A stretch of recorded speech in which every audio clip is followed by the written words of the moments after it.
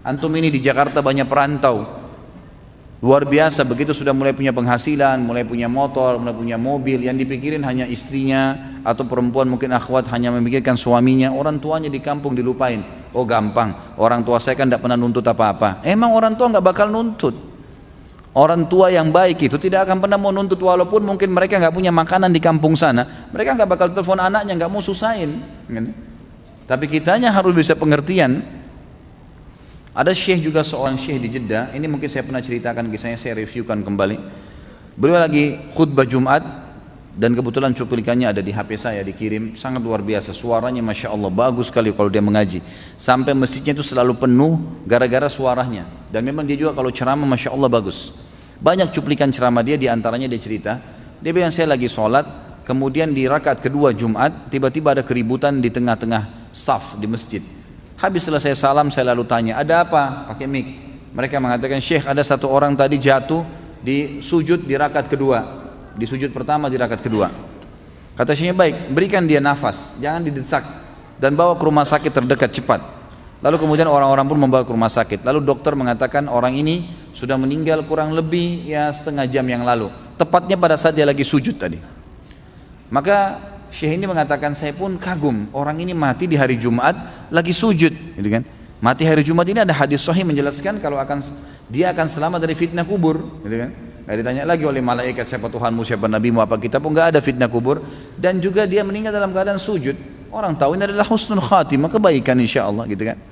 Maka Syekh ini mengatakan, saya tanya adiknya yang datang jemput jenazah kakaknya, dia bilang, ini kakak kamu datang khusus ke masjid saya karena mau ikut sholat dengan saya, dan saya merasa saya juga harus menghormati dia, izinkan saya memandikan, kata syekhnya. Kata adiknya, silahkan. Karena ini laki-laki, maka dikatakan silahkan. Maka syekhnya pun memandikan. Kata syekhnya, di malam azza, di malam takziah pertama, saya lalu mengatakan, saya ingin tanya setelah menyambut tamu segala yang datang, dia tanya sama adiknya, apa sih perbuatan kakak kamu ini sampai Allah tutup dengan kebaikan seperti ini? Kata adiknya, Syekh, kami punya seorang ibu yang tua. Kami punya seorang ibu yang tua. Kami sudah meninggal. Dan ibu kami ini, kami selalu berbakti. Semua kami anaknya 6 orang berbakti semua.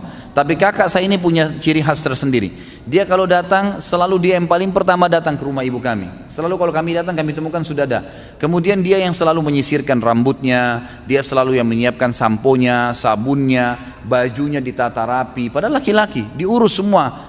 Ibu itu padahal ibu ini tinggal rumah sendiri, anak-anaknya sudah rumah tangga juga. Tapi tiap hari mereka lakukan itu. Dan kami selalu didahului oleh dia. Sampai hal kecil, sampo dan sabun pun selalu saya dibelikan sama dia. Dari hal-hal kecil, sisirnya patah sedikit dibelikan yang baru. Selalu rambutnya disisirkan, pakaiannya dirapikan, dia urus benar. Kata syekhnya, pantas Allah tutup dia dengan kebaikan. Pantas Allah tutup dia dengan kebaikan. Teman-teman, jangan sia-siakan waktu. Kalau orang tua masih hidup bakti, sedangkan sudah meninggal saja, kita masih bisa berbakti dengan mereka, dengan mendoakan, dengan bersedekah buat mereka, dengan haji dan umrah. Ya kita lakukan apa yang disunnahkan oleh Nabi SAW, ya kan?